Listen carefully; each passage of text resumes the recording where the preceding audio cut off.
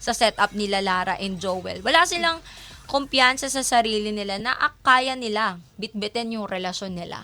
Oo. Kaya nga, 'di ba parang kailangan bago ka talaga pumasok sa isang relasyon, you know who you are, 'di ba? You know your worth. Yes! Kasi Diba? pag pumapasok ka sa isang relasyon, meron kang identity at may identity ang iyong partner. Hindi pwedeng masakop ka na niya na parang siya yung buong mundo mo. Yes. Diba? Totoo 'yan. 'Di ba parang may kasabihan nga tayo na parang you cannot fill the other cup if your cup is empty. Tama. 'Di ba? So parang again, kailangan mo lang talagang alamin yung worth mo as a person bago ka pumasok sa relasyon kasi hahayaan mo yung taong mahal mo na okay gumawa ng, alam mo yun, manggamit ng, yun na yung term maging ano siya, user.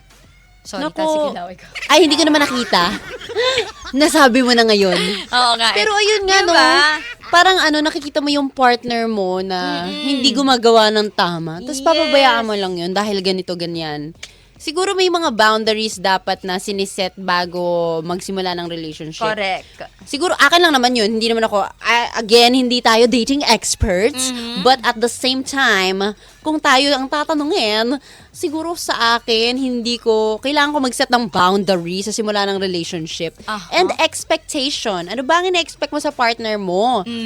And ano ba yung mga dapat alam na ng partner mo na hindi na tinatanong sa'yo? Oy, Diba? diba? Again, kilalanin nyo lang yung bawat isa. Kaya nga may dating steps, diba? May Oo, dating phase, may diba? ganong stage bago kayo Correct. maging jowa.